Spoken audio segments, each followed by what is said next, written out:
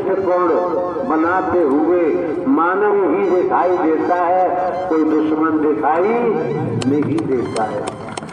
ये मौके बार बार नहीं मिलते हैं।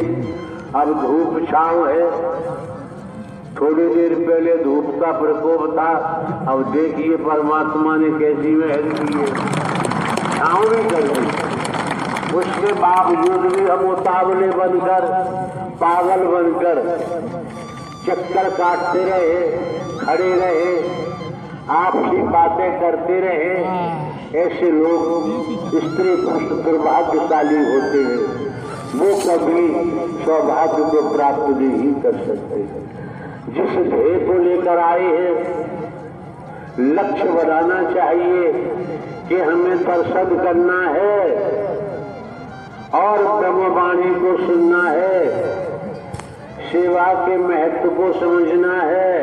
इन तीन बातों को समझ गए तो संसार में आपको कोई भटका नहीं सकता, आप भटक नहीं सकते।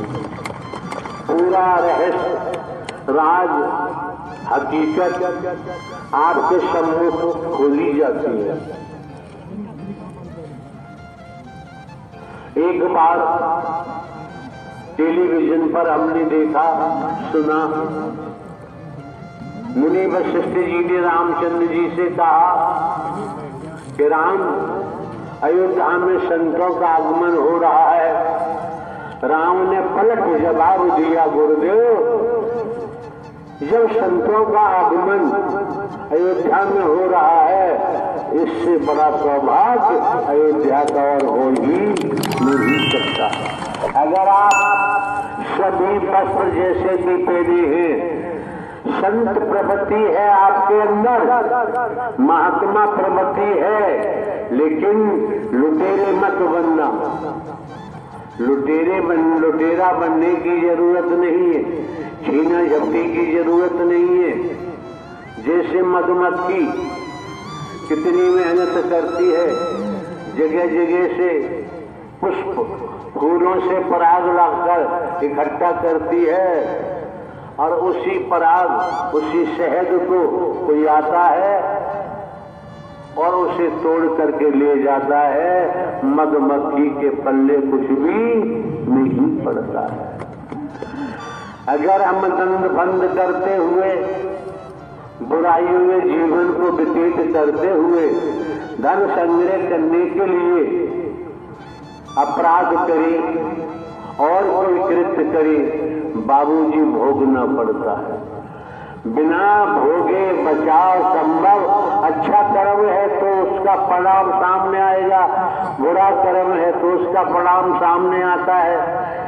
पूर्व में भी कहा, पुनः स्मरण कराते हैं, एक एक शब्द पकड़ो, मन मस्तिष्क में रखो, उसके मुताबिक कर्म करो तो दर्शन का पूरा लाभ प्राप्त हो सकता है।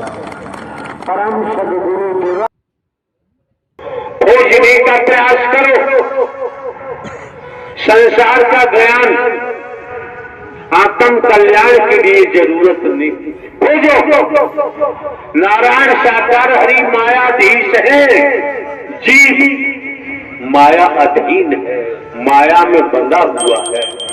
इसीलिए जन्म दर जन्म अपना विनाश कराता है। कर्म के आधार पर नाना प्रकार के शरीरों को प्राप्त करता है, जन्मता है, मरता है, भोग भोगता है। आज भी आप देख लीजिए, कर्म की मार। हॉस्पिटलों में जाइए आप, क्या हो रहा है? रेलवे स्टेशन पे जाइए, क्या हो रहा है? बस स्टैंड पे जाइए, क्या हो रहा है? लेकिन हमारे द्वारा जो कहा जाता है, हम छल कपट नहीं करते हैं, हम धोखा नहीं देते हैं, धोखा देने की हमारी आदत नहीं है। जो कहा जाता है वो किया जाता है। क्यों? जब आप लोग 20 वर्षों से देखते आए हैं, हमें आपके नोट को, रुपया पैसा वस्तु पदार्थ की जरूरत नहीं थी, आज भी जरूरत नहीं है, आगे भी जरूरत नहीं होगी। हमारा काम पेंशन से चलता है, हमें भीख मांगने की जरूरत नहीं, हमें कोई और दुनिया के प्रकल्प चलाने की आवश्यकता नहीं। आपका मन जहां करता है वहां जाओ, नहीं करता है मत जाओ, आपकी मर्जी है, लेकिन हम आपको धोखा नहीं दे सकते, हम आपके साथ छल कपट नहीं कर सकते, हम आपसे झूठ नहीं बोल सकते। क्यों? हमारी वाणी में छलावा है ही नहीं। हमारी वाणी को आप कितने तपे तपे सुनिए हैं, हमारी वाणी को तपा के देखो।